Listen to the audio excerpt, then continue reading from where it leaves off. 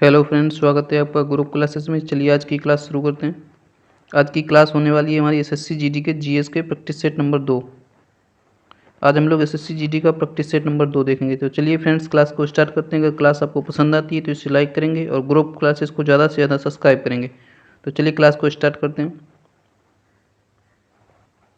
ये रहा हमारा पहला प्रश्न है हमारा, योग दर्शन के प्रवर्तक कौन हैं? इसके ऑप्शन देख लेते हैं। पहला ऑप्शन है हमारा चवार, दूसरा ऑप्शन है कपिल, तीसरा ऑप्शन है पतंजलि और चौथा ऑप्शन है गौतम।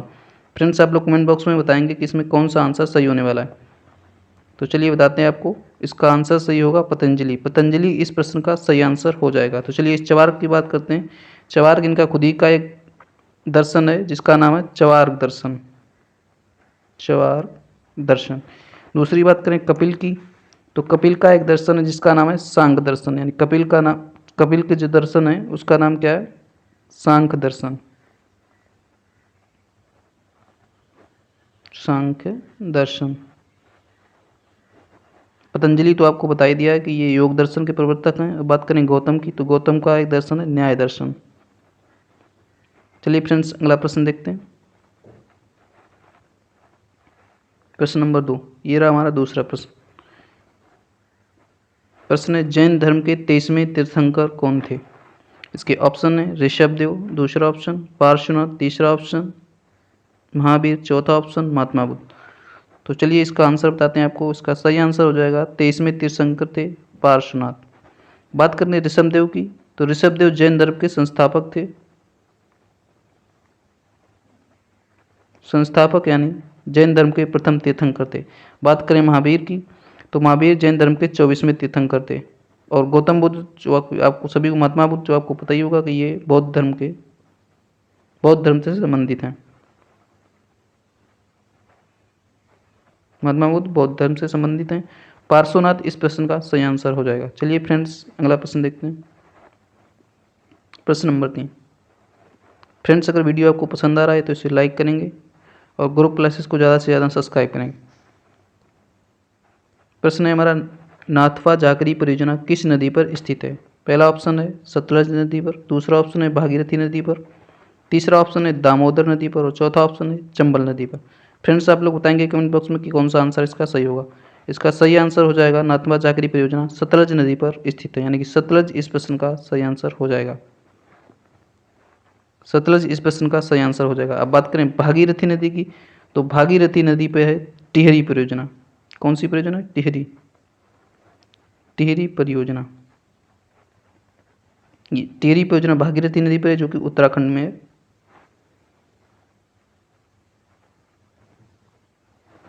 बात करें दामोदर नदी की, दामोदर नदी पे है पांचेत बांध।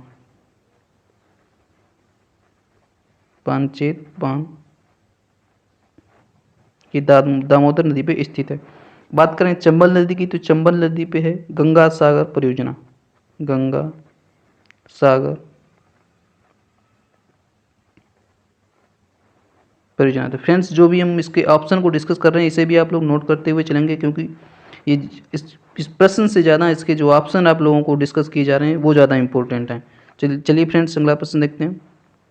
प्रश्न नंबर 4। प्रश्न नंबर 4 में बोला गया, करंट का क्वेश्चन है कि भारत का 53वां टाइगर रिजर्व कौन सा है? चलिए इसके ऑप्शन देखते हैं।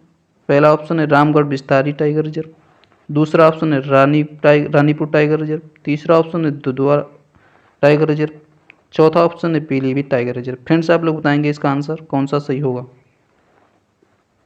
इसके आंसर की बात करें तो रानीपुर टाइगर रिजर्व भारत का 53वां टाइगर रिजर्व है। अब बात करें रामगढ़ विस्तारी टाइगर रिजर्व की, तो ये बूंदी राजस्थान में स्थित है। बूंदी राजस्थान में स्थित है। और दुधवा टाइगर रिजर्व और पीलीभीत टाइगर रिजर्व ये दोनों उत्तर प्रदेश में स्थित हैं। यानी कि यूपी में ये दोनों टाइगर रिजर्व स्थित हैं। और रानीपुर टाइगर रिजर्व की बात करें तो ये चित्रकूट जिले के रानीपुर में स्थित है। यानी कि चित्रकूट उत्तर प्रदेश में है। चित्रकूट जिले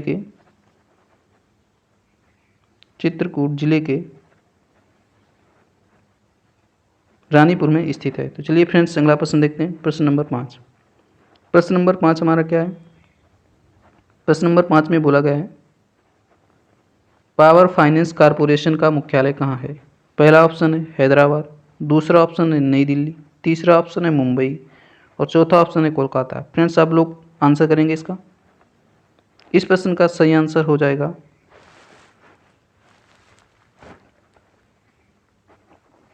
नई दिल्ली। इस प्रश्न का सही आंसर होगा, यानी कि ऑप्शन नंबर बी इस प्रश्न का सही आंसर हो जाएगा। बात करें पावर फाइनेंस कॉरपोरेशन की स्थापना की, तो इसकी स्थापना 1986 में हुई थी। चलिए फ्रेंड्स अगला प्रश्न देखते हैं। प्रश्न नंबर 6। प्रश्न नंबर 6 में बोला गया है स्वतंत्रता का अधिकार किस अनुच्छेद के बीच है, यानी कि स्वतंत्रता का अधिकार जो ऑप्शन दिए गए इनमें से किन के बीच आता है। चलिए इसके ऑप्शन की बात कर लेते हैं। पहला ऑप्शन है हमारा आर्टिकल 14 से 18 के बीच में, दूसरा ऑप्शन है हमारा आर्टिकल 23-24 के बीच में, तीसरा ऑप्शन है हमारा आर्टिकल 19 से 22 के बीच में और चौथा ऑप्शन है हमारा 25 से 28 के बीच में। तो चलिए इसको आंसर करेंगे सभी लोग। तो इसका सही आंसर हो जाएगा स्वतंत्रता का अधिकार 19 से 22 के बीच में है। बात करें 14 से 18 की, तो इसमें आता है समता का अधिकार, समता का अधिकार। बात कर लेते हैं आर्टिकल 23-24 की, तो इसमें आता है हमारा शोषण के विरुद्ध अधिकार, शोषण के विरुद्ध अधिकार। बात कर लेते हैं आर्टिकल 25 से 28 की, तो 25 से 28 में आता है धार्मिक स्वतंत्रता का अधिकार, धार्मिक स्वतंत्रता का अधिकार। चलिए फ्रेंड्स अगला प्रश्न देखते हैं। अगला प्रश्न हमारा प्रश्न नंबर 7। प्रश्न नंबर 7 में बोला गया है लोसार फेस्टिवल किस राज्य में मनाया जाता है। चलिए इसके ऑप्शन देख लेते हैं। पहला ऑप्शन है हमारा सिक्किम, दूसरा ऑप्शन है हमारा लद्दाख, तीसरा ऑप्शन है हमारा नागालैंड और चौथा ऑप्शन है हमारा मध्य प्रदेश। तो फ्रेंड्स आप लोग कमेंट बॉक्स में आंसर करेंगे इसका। लोसार फेस्टिवल किस राज्य में मनाया जाता है। तो इसकी सही आंसर की बात करें तो लोसार फेस्टिवल मनाया जाता है लद्दाख के अंदर। चलिए इसके पहले ऑप्शन की बात कर लेते हैं सिक्किम की, तो सिक्किम में मनाया जाता है लोसांग फेस्टिवल। ये लोसार और लोसांग बहुत ही माइनर डिफरेंस है इसमें, तो अच्छे से आप लोग इसे देख लेंगे। जो लोसांग फेस्टिवल है वो मनाया जाता है सिक्किम के अंदर और जो लोसार फेस्टिवल है वो मनाया जाता है लद्दाख के अंदर। तो लद्दाख इस प्रश्न का सही आंसर हो जाएगा। बात करें मध्य प्रदेश की, तो मध्य प्रदेश में मनाया जाता है माडू महोत्सव, माडू महोत्सव ये मनाया जाता है मध्य प्रदेश के अंदर। चलिए फ्रेंड्स अगला प्रश्न देखते हैं। अगला प्रश्न है हमारा प्रश्न नंबर 8। प्रश्न में बोला गया है जम्मू कश्मीर और लद्दाख ये यूनियन टेरिटरी कब बने, यानी कि जम्मू कश्मीर और लद्दाख जो पहले एक राज्य थे, पहले एक ही में थे। जम्मू कश्मीर सिर्फ दोनों को मिला के एक राज्य था, लेकिन बाद में इसको यूनियन टेरिटरी बना दिया गया दोनों को अलग अलग करके। तो आप लोग बताएंगे कि यूनियन टेरिटरी कब बने दोनों। तो इसका सही आंसर हो जाएगा 31 अक्टूबर 2019। 31 अक्टूबर 2019 इस प्रश्न का सही आंसर हो जाएगा। 31 अक्टूबर को क्या बनाया जाता है, एकता दिवस। 31 अक्टूबर को एकता दिवस के रूप में मनाते हैं, जो कि सरदार वल्लभ भाई पटेल, इसी दिन सरदार वल्लभ भाई पटेल की एक प्रतिमा की स्थापना हुई थी। 182 मीटर लंबी प्रतिमा जिसकी स्थापना हुई थी साधु बेट द्वीप केवड़िया के अंदर। 31 अक्टूबर को इनकी प्रतिमा की स्थापना हुई थी और इसी दिन हम लोग एकता दिवस के रूप में भी मनाते हैं। और जम्मू कश्मीर और लद्दाख को 31 अक्टूबर 2019 को ही यूनियन टेरिटरी के रूप में भारत देश शामिल किया गया था। चलिए फ्रेंड्स अगला प्रश्न देखते हैं। अगला प्रश्न है हमारा प्रश्न नंबर 9। प्रश्न नंबर 9 में क्या बोला गया है उपराष्ट्रपति राज्यसभा का पदेन सभापति होता है, ये कथन किस अनुच्छेद में निहित है। तो इसका ऑप्शन देख लेते हैं। ऑप्शन फर्स्ट है 50, ऑप्शन सेकंड है अनुच्छेद 40, ऑप्शन थर्ड है अनुच्छेद 64 और ऑप्शन 5 है ऑप्शन 4 है अनुच्छेद 44। तो इसका सही आंसर बताएंगे आप लोग कमेंट बॉक्स में। तो प्रश्न नंबर 9 का सही आंसर हो जाएगा 64, यानी कि अनुच्छेद 64 में लिखा गया है कि उपराष्ट्रपति राज्यसभा का पदेन सभापति होगा। बात करेंगे अनुच्छेद 50 की, तो अनुच्छेद 50 में दिया गया है न्यायपालिका एवं कार्यपालिका का पृथक्करण। इसमें दिया गया है न्यायपालिका और कार्यपालिका का पृथक्करण। बात करें अनुच्छेद 40 की, तो इसमें दिया गया है ग्राम पंचायतों का गठन।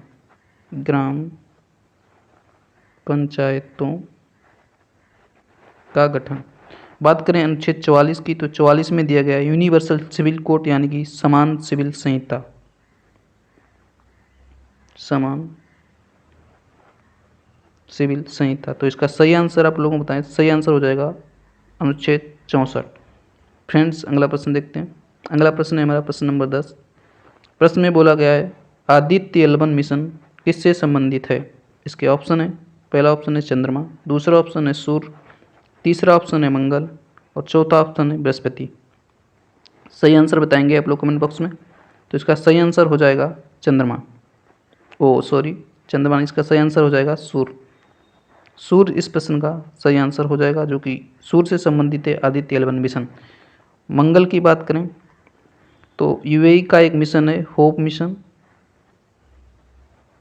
जो कि एक मंगल मिशन है। चलिए फ्रेंड्स, अगला प्रश्न देखते हैं। अगला प्रश्न है प्रश्न नंबर 11। प्रश्न में बोला गया है हाल ही में चर्चा में रहे डोनी पोलो हवाई अड्डा कहाँ स्थित है? यानी कि प्रश्न में बोला गया है कि डोनी पोलो हवाई अड्डा है जो अभी हाल ही में चर्चा में रहा है, ये कहाँ स्थित है? तो इसका सही आंसर हो जाएगा हिमाचल प्रदेश। हिमाचल प्रदेश इस प्रश्न का सही आंसर हो जाएगा। प्रश्न नंबर 11 आंसर होगा हिमाचल प्रदेश। चलिए फ्रेंड्स, अगला प्रश्न देखते हैं। हिमाचल प्रदेश से जुड़ी और भी बातें देख लेते हैं एक बार। हिमाचल प्रदेश में स्थित है सेला सुरंग।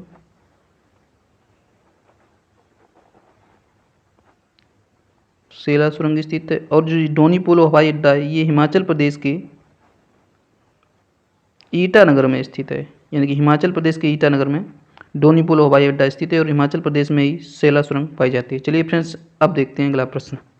अगला प्रश्न है प्रश्न नंबर 12। प्रश्न नंबर 12 में बोला गया है विश्व का सबसे बड़ा सफारी पार्क कहाँ स्थित है? यानी कि सबसे बड़ा सफारी पार्क है वो कहाँ स्थित है? तो पहला ऑप्शन है हमारा लद्दाख, दूसरा ऑप्शन है हमारा गुरुग्राम, तीसरा ऑप्शन है हमारा सैफई और चौथा ऑप्शन है हमारा शिलोंग। तो फ्रेंड्स, कमेंट बॉक्स में आप लोग आंसर देंगे इसका।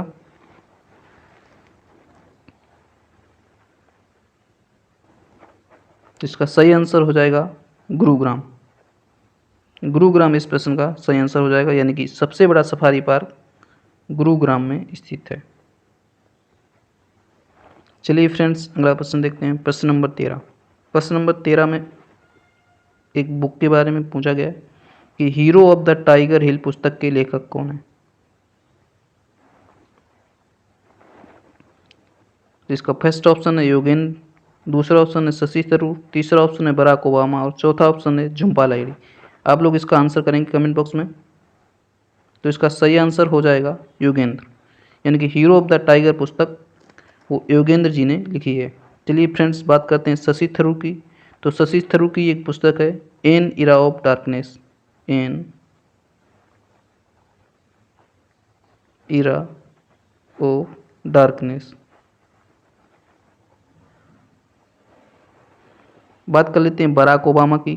तो बराक ओबामा की पुस्तक है the promised land. The promised land. बात कर लेते हैं झुम्पा लाहिड़ी की। तो झुम्पा लाहिड़ी की पुस्तक है the low land. Jhumpa Lahiri की पुस्तक का नाम क्या है? झुम्पा लाहिड़ी की पुस्तक है द लो लैंड। इसे याद कर लेंगे। याद करने की ट्रिक है झुम्पा, झुम्पा से याद कर लेंगे झुमका। झुमका गिरा कहाँ गिरा? लो लैंड, यानी कि नीचे ज़मीन पर गिरा। ऐसे याद कर लेंगे आप लोग। ये एक माइंड मैपिंग ट्रिक है। झुम्पा, झुम्पा से याद कर लेंगे झुमका। झुमका कहाँ पे गिरा है? लो लैंड, यानी नीचे ज़मीन में गिरा है। तो ऐसे याद कर लेंगे कि झुम्पा लाहिड़ी की पुस्तक कौन सी है? The low land. चलिए फ्रेंड्स, अगला प्रश्न देखते हैं। प्रश्न नंबर 14। प्रश्न नंबर 14 में बोला गया है राष्ट्रीय मतदाता दिवस कब मनाया जाता है? यानी नेशनल वोटर्स डे कब मनाया जाता है, कब सेलिब्रेट किया जाता है? इसका फर्स्ट ऑप्शन है 28 फरवरी को, सेकंड ऑप्शन है 25 जनवरी को, थर्ड ऑप्शन है 22 अप्रैल को और फोर्थ ऑप्शन है हमारा 7 अप्रैल को। चलिए फ्रेंड, इसका आप आंसर करेंगे आप लोग कमेंट बॉक्स में। तो इसका सही आंसर हो जाएगा राष्ट्रीय मतदाता दिवस 25 जनवरी को मनाया जाता है। बात कर लेते हैं ऑप्शन फर्स्ट की 28 फरवरी। तो 28 फरवरी को मनाते हैं राष्ट्रीय विज्ञान दिवस। राष्ट्रीय विज्ञान दिवस। आप लोग इसे नोट करते रहेंगे, जो भी आपको ऑप्शन डिस्कस किए जा रहे हैं उसे आप लोग अपनी कॉपी में नोट कर लेंगे। बात करें 22 अप्रैल की, तो 22 अप्रैल को मनाया जाता है विश्व जल दिवस। विश्व जल दिवस। बात कर लेते हैं 7 अप्रैल की, तो 7 अप्रैल को मनाया जाता है स्वास्थ्य दिवस। स्वास्थ्य दिवस 7 अप्रैल को मनाया जाता है स्वास्थ्य दिवस, 22 अप्रैल को मनाया जाता है विश्व जल दिवस और 28 फरवरी को मनाया जाता है राष्ट्रीय विज्ञान दिवस। इस प्रश्न का सही आंसर हो जाएगा 25 जनवरी। 25 जनवरी को राष्ट्रीय मतदाता दिवस सेलिब्रेट किया जाता है। चलिए फ्रेंड्स, अगला प्रश्न देखते हैं, प्रश्न नंबर 15। प्रश्न नंबर 15 में बोला गया है कि मधुबनी चित्रकला किस राज्य की है। इसके ऑप्शन देख लेते हैं। पहला ऑप्शन है बिहार, दूसरा ऑप्शन है हिमाचल प्रदेश और तीसरा ऑप्शन है तमिलनाडु और चौथा ऑप्शन है उड़ीसा। फ्रेंड्स, इसका आंसर करेंगे आप लोग, तो इसका सही ऑप्शन हो जाएगा बिहार, यानी कि मधुबनी चित्रकला वो बिहार से संबंधित है। बात कर लेते हैं हिमाचल प्रदेश की, तो हिमाचल प्रदेश में एक फेमस चित्रकला जिसका नाम है अरोफ चित्रकला। अरोफ चित्रकला, अरोफ चित्रकला ये हिमाचल प्रदेश की एक प्रसिद्ध चित्रकला है। चलिए फ्रेंड्स, अगला प्रश्न देखते हैं। अगला प्रश्न हमारा करंट से संबंधित है। प्रश्न में बोला गया है 1000 वनडे मैच खेलने वाली विश्व की पहली टीम कौन है, यानी 1000 वनडे मैच खेले हैं जिसने, वो टीम कौन सी है। इसके ऑप्शन है पाकिस्तान, दूसरा ऑप्शन है भारत, तीसरा ऑप्शन है ऑस्ट्रेलिया और चौथा ऑप्शन है वेस्ट इंडीज। तो फ्रेंड्स, इसका आंसर बताएंगे आप लोग। इसका सही आंसर हो जाएगा भारत, यानी कि भारत ऐसी टीम है जिसने 1000 वनडे मैच खेले हैं। तो भारत ने अपना 1000वां वनडे मैच किसके साथ खेला है, वेस्ट इंडीज के साथ, वेस्ट इंडीज के खिलाफ खेला है। वेस्ट इंडीज, वेस्ट इंडीज के साथ इसने अपना, भारत ने अपना 1000वां वनडे मैच खेला। इसमें विजेता कौन रहा, विजेता रहा भारत, विजेता भारत रहा, यानी कि भारत ने 1000वां अपना वनडे मैच वेस्ट इंडीज के साथ खेला, उसमें विजेता कौन रहा, भारत इसमें विजेता रहा। ये कहाँ पे हुआ था, मोटेरा स्टेडियम में हुआ था, भारत में, भारत के गुजरात में, गुजरात में मोटेरा स्टेडियम, वहाँ पे ये वनडे मैच खेला गया था जिसमें भारत ने जीत दर्ज की थी। चलिए फ्रेंड्स, अगला प्रश्न देखते हैं। अगला प्रश्न है हमारा प्रश्न नंबर 17। प्रश्न नंबर 17 में बोला गया विश्व कुश्ती चैंपियनशिप 2022 कहाँ हुई थी। इसका ऑप्शन देख लेते हैं। पहला ऑप्शन है नई दिल्ली, दूसरा ऑप्शन है बेलग्रेड, तीसरा ऑप्शन है कोलंबो और चौथा ऑप्शन है यूएई। फ्रेंड्स, इसका आंसर बताएंगे आप लोग। इसका सही ऑप्शन हो जाएगा बेलग्रेड, यानी कि बेलग्रेड में विश्व कुश्ती चैंपियनशिप 2022 का आयोजन किया गया था। चलिए फ्रेंड्स, अगला प्रश्न देखते हैं। प्रश्न नंबर 18। प्रश्न नंबर 18 में बोला गया है कि कौन सा विटामिन है जिसमें कोबाल्ट धातु पाई जाती है, यानी कोबाल्ट धातु किस विटामिन में पाई जाती है। इसके ऑप्शन देख लेंगे। Vitamin A, vitamin B12, vitamin C, vitamin D. सही आंसर करेंगे आप लोग कमेंट बॉक्स में। तो इसका सही आंसर हो जाएगा प्रश्न नंबर 18 का B12, यानी कि विटामिन B12 में कोबाल्ट धातु पाई जाती है। बात कर लेते हैं विटामिन ए किस में पाया जाता है, तो गोल्डन राइस, गोल्डन राइस में विटामिन ए पाया जाता है। विटामिन सी आप सभी को पता होगा कि खट्टे फलों में पाया जाता है, खट्टे फलों में पाया जाता है। और विटामिन डी हमारा सूर्य से प्राप्त होता है, सूर्य यानी सन लाइट से हमें विटामिन डी प्राप्त होता है। विटामिन सी खट्टे पदार्थों में, और विटामिन B12 में कोबाल्ट धातु पाई जाती है। और विटामिन ए हमारा गोल्डन राइस, गोल्डन राइस में विटामिन ए पाया जाता है। चलिए फ्रेंड्स, अगला प्रश्न देखते हैं। प्रश्न नंबर 19। प्रश्न नंबर 19 में बोला गया है कि कोशिका की आत्मघाती थैली किसे कहा जाता है। मोस्ट इंपॉर्टेंट प्रश्न है, कई बार एग्जाम में पूछा गया है। ऑप्शन देख लेंगे इसका, राइबोसोम, लाइसोजाइम, माइटोकॉन्ड्रिया, जीव द्रव। इसका सही आंसर करेंगे आप लोग कमेंट बॉक्स में। आत्मघाती थैली किसे कहा जाता है, तो इसका सही आंसर हो जाएगा लाइसोजाइम, यानी कि लाइसोजाइम। लाइसोजाइम इस प्रश्न का सही आंसर हो जाएगा। लाइसोजाइम, लाइसोजाइम नहीं होना चाहिए यहाँ पे, ये टाइपिंग एरर लग रही है मेरे को। इसका आंसर होगा सोम। लाइसोजाइम नहीं, लाइसोसोम इस प्रश्न का सही आंसर होगा। इसमें शायद ये टाइपिंग एरर है यहाँ पे। लाइसोजाइम नहीं यहाँ पे होगा लाइसोसोम। लाइसोसोम इस प्रश्न का सही आंसर होगा। आप लोग इसे करेक्ट कर लेंगे, लाइसोसोम। चलिए फ्रेंड्स, अगला प्रश्न देखते हैं। प्रश्न नंबर 20।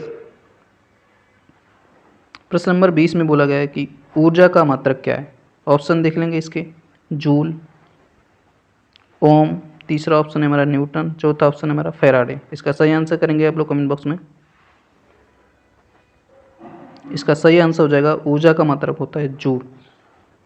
जूल ऊर्जा का भी मात्रक जूल होता है और कार्य का मात्रक भी जूल होता है। कभी कभी प्रश्न में बोल दिया जाता है ऐसा कौन सा मात्रक है जो दो राशियों का है, तो इसमें एक ऊर्जा आ जाता है और एक आ जाता है कार्य। कार्य और ऊर्जा आ जाता है। इसकी बीमा भी पूछ लेता है कि समान बीमा वाले ऐसी कौन सी दो राशियाँ हैं, तो आप लोग इसे याद रखेंगे। बात करें ओम की, तो ओम मात्रक होता है प्रतिरोध का, यानी कि रेजिस्टेंस का। ओम रेजिस्टेंस का मात्रक होता है। न्यूटन होता है बल का मात्रक। बल का मात्रक होता है न्यूटन। तो फ्रेंड्स, ये थी आज की क्लास। कमेंट बॉक्स में बताएंगे क्लास आपको कैसी लगी। अगर आपको वीडियो पसंद आया है तो इसे लाइक करेंगे और ग्रुप क्लासेस को ज़्यादा से ज़्यादा सब्सक्राइब करेंगे। मिलते हैं नेक्स्ट वीडियो में नए प्रैक्टिस सेट के साथ। तब तक के लिए जय हिंद, थैंक यू।